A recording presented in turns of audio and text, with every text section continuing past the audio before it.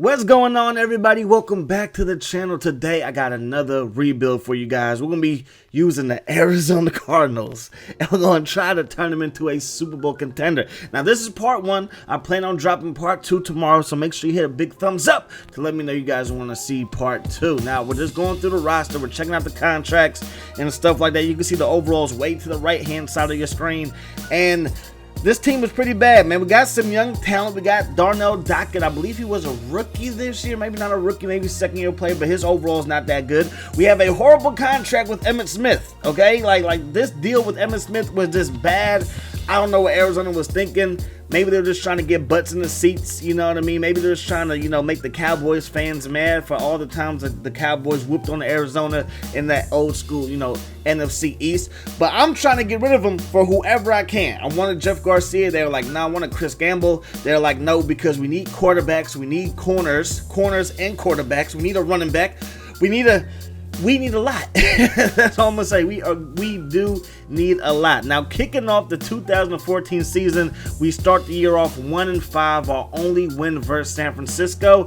And San Francisco is one of the worst teams, you know what I mean? And this was the season that led to them having the first overall pick and, of course, drafting Alex Smith instead of Aaron Rodgers. So right now, we're 3-8.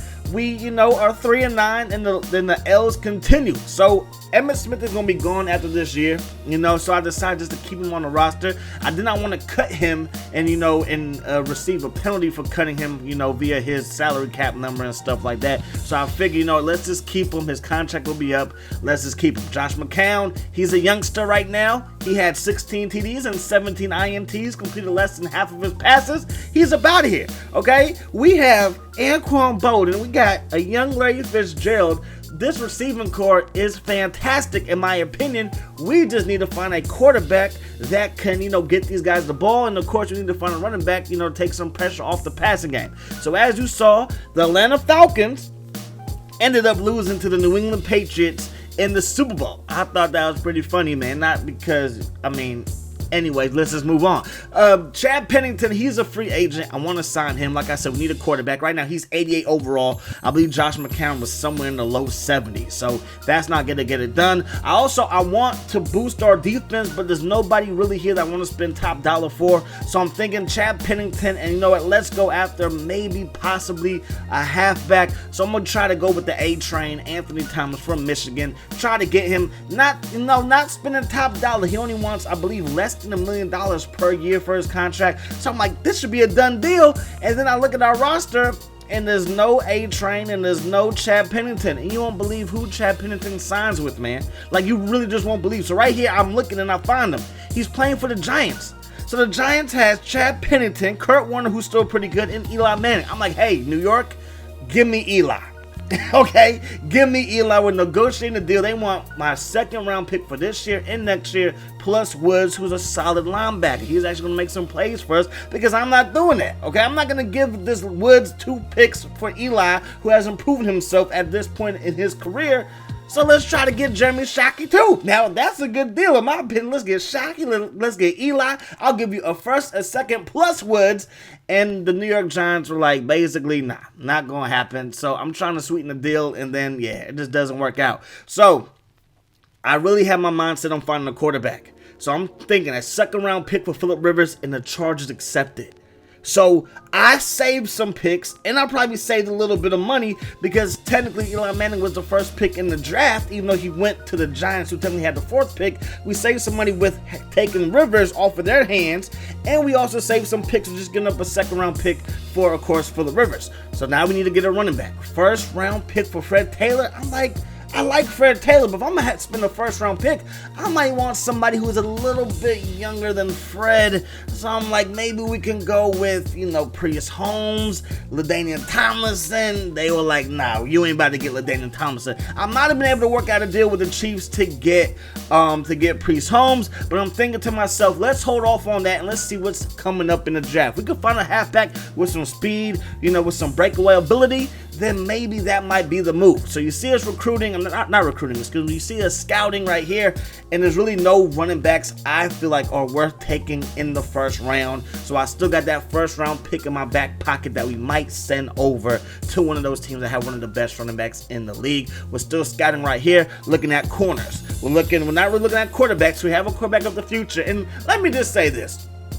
I gave young Phillip Rivers, Vincent Jackson, and freaking Keenan Allen already. With Larry Fitzgerald and Anquan Boldin. Like, this receiving core right here is pretty solid. We still got Brian Johnson, who was drafted ahead of Anquan Boldin. Wrap the head around that. So Phillip Rivers enjoyed this receiving core, but we still got to find a running back. So we jump out of the combine. We did all of our scouting. We're about to start the NFL draft. I'm like, I don't think there's anybody worth taking with the number 2 pick. We have the number 2 pick. I don't think we're going to find anybody worth a number 2 selection in this draft that's going to help us right away. And that's our goal, is to get to the Super Bowl as quickly as possible. We're going to try to do it within 3 to 4 years. It's not easy because we're dealing with the Arizona Cardinals, right? Not trying to diss them, I'm just saying. So I'm looking at Westbrook. I'm looking at Tiki Barber. I'm looking at LT, and of course the Chargers are not going to let go of LT. I'm looking at Mon Green, you know what I mean? Looking at Jamal Lewis, Clinton Portis, 93 overall. Clinton Portis with 90 speed, and the interest was just not there from Washington. They do not want to give that up. Priest Holmes, Edgerrin James, Ricky Williams. I'm like, let's do Ricky Williams. They want a first and a third. I'm like, I don't want to give you a third, because if I give you my first round pick, then our third round pick will be the first guy. So now we're looking at Bryant Williams, first pick, and our 4th round pick. And I'm like, we got Darnell Decker, who you see is 69 overall. It's not the same docket, okay? It's really not, okay? It's not the same guy. So if I get rid of him, don't get mad at me, Arizona Cardinal fans. So we end up swapping 2 players. We get Williams, they get Bryant, they get our 1st and our 4th, and we get a 3rd. So our first pick is going to come in the 3rd round, but we get 2 3rd-round picks to kick off the draft. So maybe not the best. Maybe we could have got a little bit more, but you're talking about Ricky Williams, who I believe is like 91 overall. Phillip Rivers, he's going to be 80 overall by the start of our upcoming season. So that right there is already an upgrade from Josh McCown and old Emmitt Smith. He might be the all-time leading rusher, but at this point for Arizona, he was freaking robbing everybody, okay? So at this point in the draft, I don't know who to draft, so you see me go down to like my black bear, whatever you call it, and I'm just going to pick whoever the computer tells me to pick.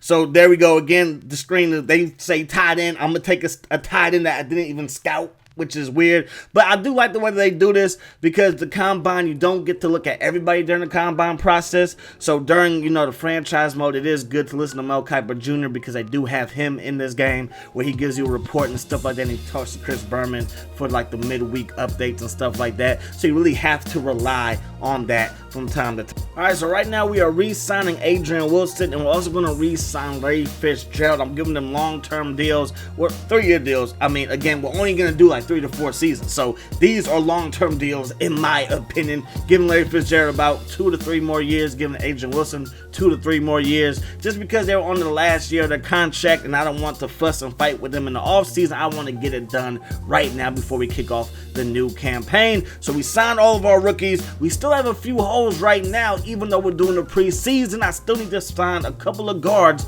because Davis is slotted in at right guard and left guard, and he can only play one position at a time. But you guys are smart, and you guys already knew that. Now for the preseason, we end up going 2-0.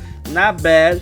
Could be a little bit worse, could be a little bit better. But as you just look at the overalls, Larry Fitzgerald's 91 overall. Anquan Boldin, I believe, was 90 overall, 92 overall. We got Phillip Rivers, who's 80 overall. We got Ricky Williams, he's doing his thing, man. Like, this team, I think we can have some success. So right to the last screen that you saw, I was signing a left guard and a right guard just to be a starter and a backup, because we only have one guard, and again, that was Davis. So right now, we 2-2, and I'm like, we got to make a playoff run, because we're spending a lot of money. Now, we still got some cap room, don't get me wrong. Especially next year, we are going to have about $20 to $25 million free in the cap. So we're coming out this season pretty good. 6-3, now it's 6-4. But now here comes the NFC West destroying our hopes and dreams. We lose to the Rams. We lose to the Rams twice, and we lose. Oh, no, we beat the Rams, then we lose to the Rams the second time around, and we lose to Seattle twice. We are 8-7 right now. We lose to the Bucks. We are 8-8. And most years, we would miss out on the playoffs.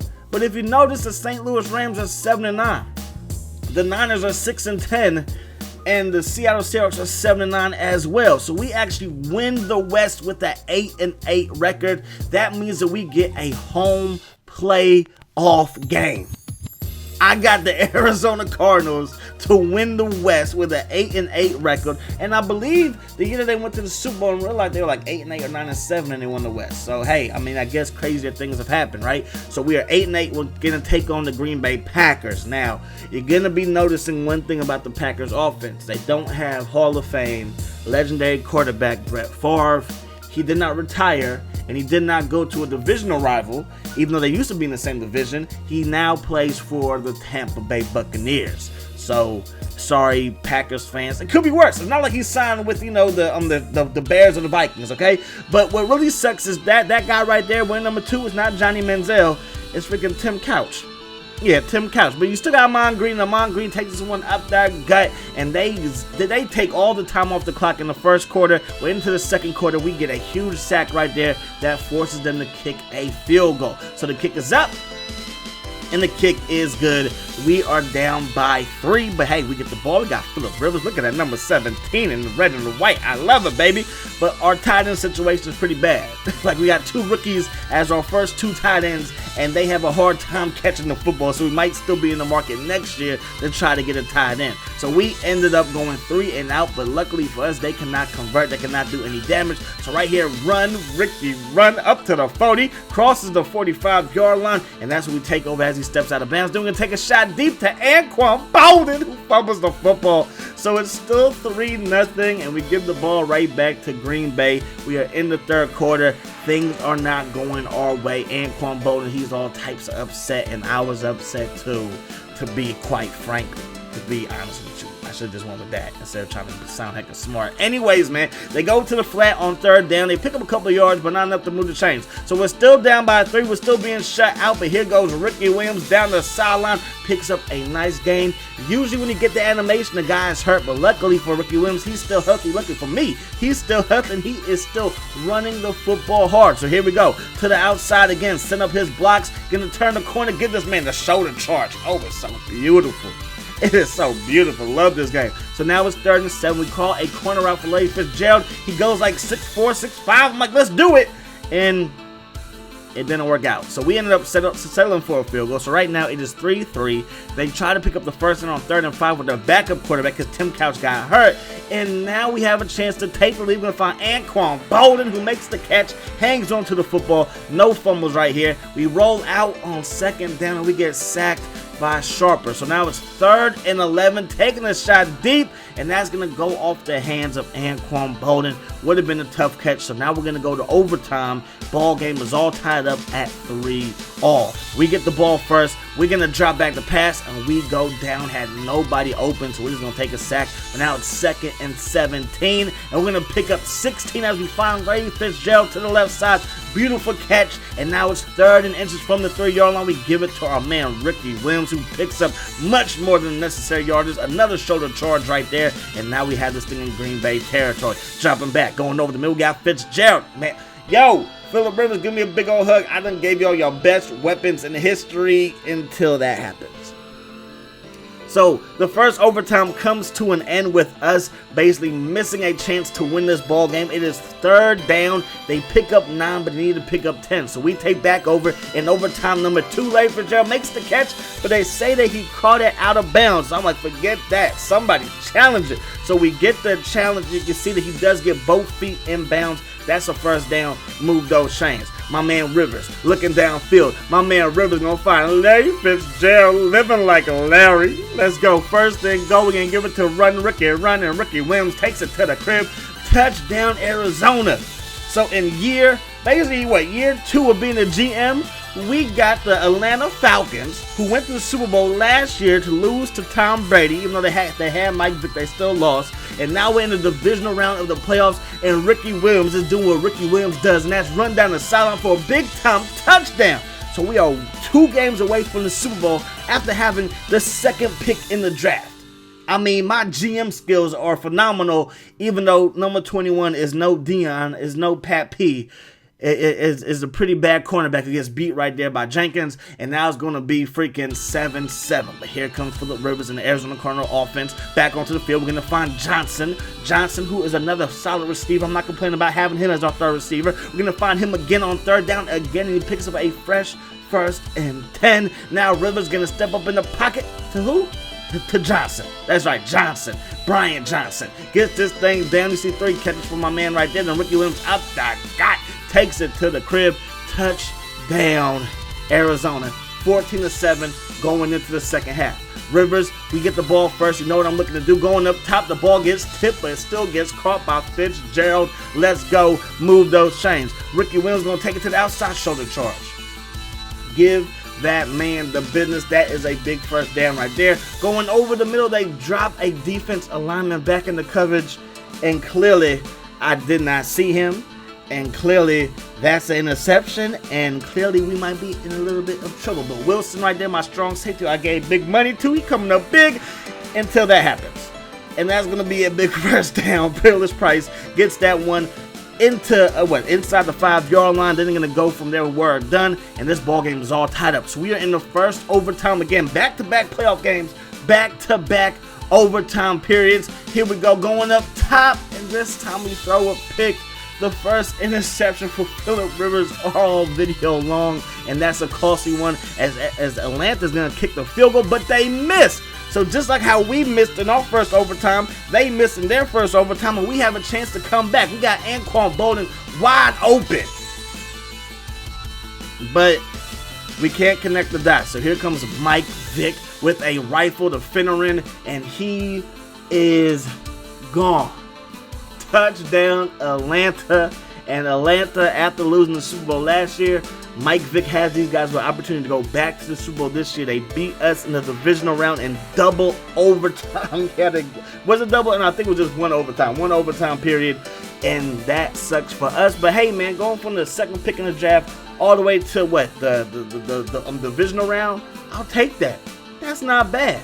It could have been worse. We could have missed the playoffs altogether. I know we only went 8-8. But hey, 8-8 was good enough to get us to the divisional round. So anyways, in the NFC West Championship, if you could call that. I don't count that as a championship, but hey, it is what it is. So we got the Giants taking on the Patriots, and the Patriots do business again. So technically, if we go back to real life, this is 3 straight Super Bowls. They beat the Panthers one year, then the Falcons this past year, you know, in ESPN 2K5, and then the Giants this year in ESPN NFL 2K5. They might win 2 more before we're done. Who knows, man? But part 2 is going to come tomorrow. Give this video a big thumbs up. We're going to do the off-season, a draft, another season, another off-season, and then another season, and hopefully we can have a Super Bowl title by then. But that's going to wrap it up. Hope you guys enjoyed the video. As always, I enjoy bringing it to you. I hope that the rest of your day is the best of your day. Peace. Hot sauce.